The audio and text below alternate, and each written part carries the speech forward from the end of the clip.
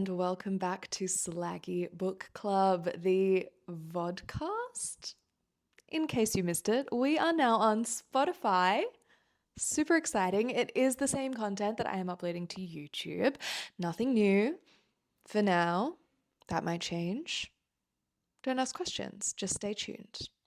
I'm Cameron, and it's October, which means that today's episode is my September reading wrap up. I read 7 books in September, and it was a cracker of a reading month. Some of you might know that I went on a week-long holiday where I did anticipate reading a little bit more than I did while I was away. I was not spending all of my time planted in a beach chair reading, unfortunately. So I did only get through, I think, 2.5 books while I was away. But a 7 book month is a very, very strong month. Regardless, I read 3 memoirs, 4 fictions, and dare I say they were all very good. I can't wait to jump in and tell you all about them. Let's waste no time. The first book that I read in September feels like I read it so long ago. It is Hard Copy by Fine Veldman. I apologize. This is a Swedish translation, I believe, Correction, it is Dutch. It has been translated from Dutch. about a woman who forms a very deep connection with the printer at her workplace. It is what I think the literary world is calling corporate surrealism. I think books like Ripe are falling into it. The TV series Severance falls into it, and this book, right here. Now, obviously, I love a strange, weird story, and a woman falling in love essentially with her printer is pretty weird. Now, I wasn't really sure what to expect, where a story like this would go, how you could kind of take it in an interesting narrative direction.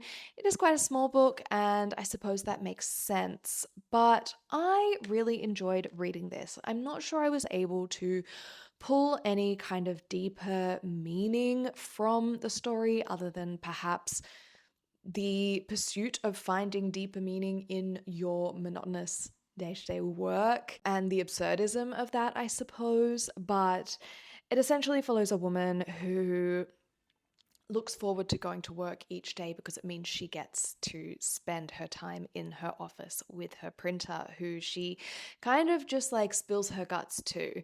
And she believes that the printer listens and responds. And one day, for reasons, she is suspended, put on a leave of absence for a little bit, which means she is separated from her printer, and the story kind of unfolds from there. You watch her kind of spiral as this deep connection that she has formed is torn away from her. It's a weird girl novel. That really is all there is to it. It is just a bit of fun. You're not going to get a lot out of this story, but it's a silly ride.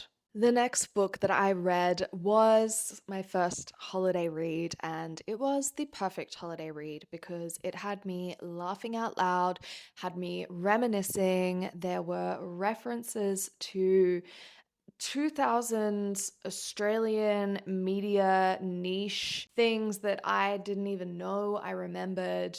It was very relatable. It was very moving. It was Froome's memoir. All I ever wanted was to be hot. Now, Froomes, or Lucinda Price, is, if you haven't heard of her, a comedian. She started out working for Pedestrian, doing content for them, really sort of built a personal brand through that. And she is a writer. She is really a writer. And I think that going into this, there was a part of me that felt like I always feel when I pick up a book that is written by someone who is not purely an author per se. I think there is sometimes a sort of I suppose, bias, maybe prejudice that exists in my mind that, okay, this celebrity or this personality has written a book. How good's it going to be? Like, how good of a writer can this person who's not a writer by trade be? Which is not really fair. Anyone can be a good writer, even if that's not the career or profession they choose to pursue. And Lucinda really, really proved me wrong because she is such a wonderful, talented writer. Now, as much as I have talked about how funny this is and how full of niche references it is, how relatable, it is also really raw, really honest. I think that Lucinda touches on the issues of beauty standards and disordered eating with such introspection and self awareness, and I think approaches it from a different perspective than I have seen. I thought it was really down to earth and really real. I highly recommend this book. I need to stop touting it as just funny because it is so much more than that. It has been selling incredibly well. We sold out of it at the bookstore that I work at in a matter of days. People are still continuously coming in asking for it, and it is really, really deserved. If you have any interest in reading memoir, if you are a 20-something-year-old woman who grew up in Australia, consuming the Australian media landscape that was so, so toxic about women's bodies and women's appearances, then this read is very cathartic experience, I think. I then read Swimming in the Dark by Thomas Jedrowski. Jedrowski. This is a Polish name. I don't know how to pronounce it. This is such a beautiful novel. I reviewed this book for the Shameless Book Club Instagram. I don't think the review has come out yet, but keep an eye on the page. It follows two young boys who meet at a camp, and this is I think it's set during the 80s. It's a time when being queer was really not okay and quite dangerous. And despite that, they find themselves falling in love. And then the politics of the time, this is while the sort of Communist Party was really taking hold of Poland. The boys are sort of forced apart by that. They fall into kind of differing sides of the political spectrum, and it causes tension, but there's still so much love there, and it just explores this deep, unfiltered love that is really tested, for lack of a stronger word, by the political landscape of the time, and it's beautifully written. It almost feels as though the author was there and like he's writing from personal experience, because it is just so full of feeling and empathy and the relationships between all of the characters. There are friends, there are side characters that have really important impact on the story and feel like really well-rounded, full-bodied characters as well. And I think it's a really beautiful, hopeful take on a really hard time. There's a lot of love and support in their friendship circle and in their community, and it's really beautiful. It's a really beautiful book, and if you want to hear more of my thoughts about it, stay tuned for my review for Shameless. The next book, if you follow me on TikTok, you have seen me rave about it already. This, I think, was my favorite read of September and one of my top reads of the year. This book was so incredibly well written, well crafted, powerful, moving. Mad Woman by Chelsea Beaker. Now, funny story about this one. Chelsea DM'd me on Instagram and asked if I would like a copy of the book. And I had a look at what it was, and it sounded really good. And I was like, oh my gosh, yes, Chelsea, thank you so much. Would love one. And then a couple of weeks passed, and I got an email from the publisher saying, hey, just wanted to confirm we're sending you a copy of Mad Woman. And me being the most forgetful person to ever live was like, what the fuck is Mad Woman? And so I hopped on the publisher's website and searched Mad Woman. And this random like historical fiction novel came up, and I was like, I never said I wanted that. And so I emailed them back and I was like, I've never heard of this book. I don't really read historical fiction. Not sure what sort of mistake has happened here, but if you haven't already, like, please don't send me that book because it doesn't sound like my cup of tea.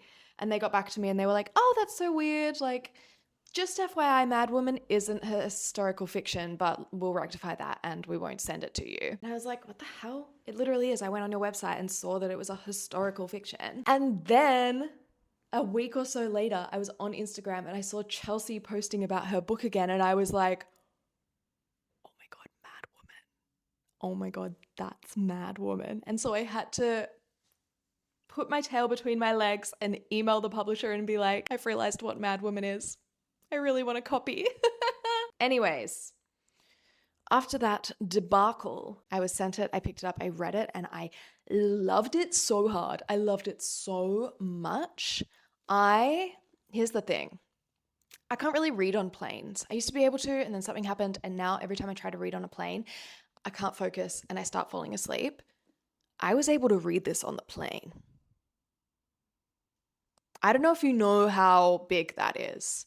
This is so gripping.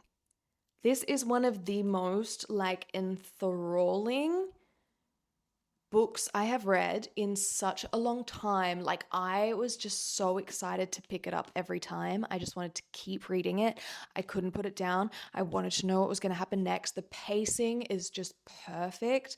It's not a fast-paced story, and it's not a really like exciting, like eventful narrative per se, but it just is written so well. And in my mind, I'm comparing it to All Fours, very kind of vaguely, vibe wise. It's similar to All Fours. I think if you enjoyed All Fours, you could really enjoy this. And I think in a really vague sense, it can fall into a pile with All Fours. It's about a middle-aged woman, or like, yeah, like 40s. So approaching middle age, I suppose, who's crafted this like really beautiful, perfect life for herself. She's got this beautiful, lovely, perfect husband, a lovely child or two children, and her husband makes a lot of money. She's a stay-at-home mom. She's got a little bit of a shopping addiction, but whatever. And all of that is to mask a really horrible past that she had. And we enter this book essentially when that past catches up with her. It is a story about family violence. It's a story about the lingering effects of that, but it's very, I don't know if I would say it's delicate, but it's like very empathetic and nuanced. It's almost what's that Colleen Hoover book? It's what It Ends With Us wishes it was. And I feel like that sentence is the biggest insult to this book, but also the biggest compliment. Like, this is the nuanced, empathetic approach, perspective of domestic violence that It Ends With Us was trying to and miserably failed to do. It also has comedic elements. It also has the sort of weird, wacky woman, not going off the rails, but like misbehaving or doing kind of absurd, silly things, vibes that we liked from All Fours. It has everything. It balances it all so well. It's so moving. It's so beautifully done. It's really considered. And it just like is such a quality piece of writing. And I just feel like there's so much discourse at the moment about how the publishing industry is going to shit and the quality of books being published is going down the drain, and all people are talking about on social media is poorly written whatever. And it's like, this is a testament that quality writing is alive and well, and the people are eating it up. I then read Woo Woo. Whoop Whoop Woo Woo. by Ella Baxter. This was also a The Shameless Book Club Instagram review book. So, more of my thoughts when my review goes up on their page. I will say this was maybe my least favorite read of the month, but as I said at the top of this episode, I enjoyed every book that I read this month. This follows an artist, Sabine, who has an exhibition opening in a few days, and it's the lead up to that, and she's kind of spiraling. And to quote her, I think, gallery curator or like her manager or someone, there's someone in the book who says hell is an artist 3 days out from their gallery opening. Sabine is losing the plot. She's also being stalked, which doesn't really help her case, and she's being haunted by the ghost of an artist she really adores. Her husband, bless him, is really trying his best to be supportive. Sabine just really is really testing the limits. She is a performance artist as well as a mixed media artist. She hops on TikTok lives and does wacky woo-woo little performances for her followers, who the like gallery TikTok account has to then like hop in the comments and be like, wow, what an amazing piece from Sabine. Come and check out her gallery opening on October 3rd or whatever. And it's so funny, all these sort of absurdist elements that are really like down to earth and like in touch with our reality right now, like references to TikTok, references to Melbourne. It is set in Melbourne. Very funny. How I felt about this book, well, you'll just have to have a look at the Shameless Book Club's Instagram page. I really loved Ella's first book, New Animal. I think I liked it better than I did. I loved New Animal actually. I read New Animal while I was on holiday a few years ago, and then as soon as I finished it, gave it to my mum and said, read this, and she really loved it as well. That was a really beautiful book. This one was quite different. This was a different approach to character, a different style of story. But Ella herself is an artist, so this one, I guess, was more close to home for her. They are very different, and New Animal worked for me more than Woo Woo did, unfortunately. The second last book that I read in September was My Brother's Ashes Are in a Sandwich Bag by Michelle Brazier. Now, every time every time I said this title to someone, like if somebody asked me what I was reading and I was like, My Brother's Ashes Are in a Sandwich Bag, the way that they would look at me, and I am sure that Michelle would love that. Michelle is a comedian. She is from Melbourne, not from Melbourne, but lives in Melbourne now. And her family has really cursed genetics. Her brother and father have both died of cancer. Her sister has precancerous cells, and Michelle has like a 97% chance of developing cancer herself. She is surrounded by cancer and death, and it is really awful reality to be living. And despite all that, she has made a very successful career as a comedian and performer, and her outlook on life is so beautifully hopeful and somehow optimistic. She is full of love and generosity. This book was just, it just made me want to hold my loved ones so close. Like, genuinely, I tried to read this on my lunch break at work one day and had to stop because I started crying. I was laughing out loud in bed at night reading this book. It is just this insane balance of hilarious and devastating and beautiful and heartwarming, and her outlook, her perspective, it's like, oh, it really just makes you want to appreciate your life. You can't review a book like this. Do you know what I mean?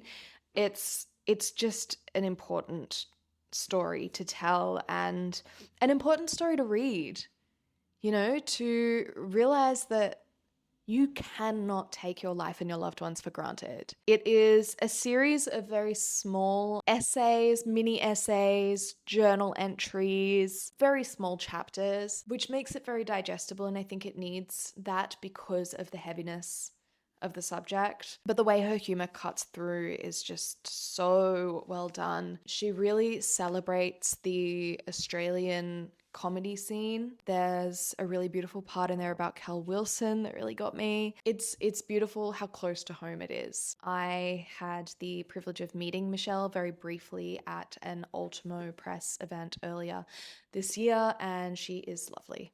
She is so friendly, so humble despite her success.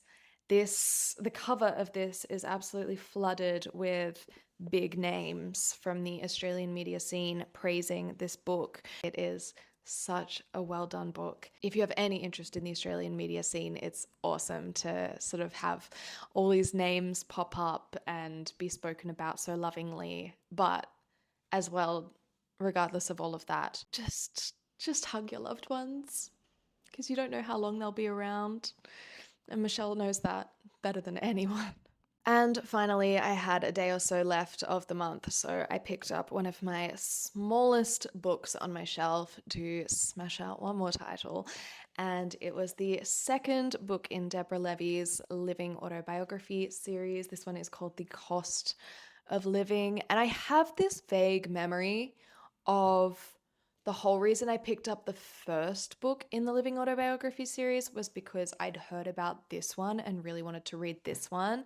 But of course, I can't go against the rules and read this without reading the first. So I read the first a while ago and finally got around to reading this one, and it was wonderful. It reminded me just how much I adore Deborah Levy's writing, her writing style. I feel like she really, really treats writing as a craft. It is so considered. Every word choice, the sentence structure, everything is so considered, so deliberate, and it is just like such a pleasure to read. I adored her insights and her takes in this book. The first one is a response to a George Orwell essay or novel or something about George Orwell, and it's sort of on writing. This one was a reflection on the breakdown of her marriage, a investigation or interrogation of kind of gender roles and what it means to be a woman in a man's world. She talks about her relationship with her mother.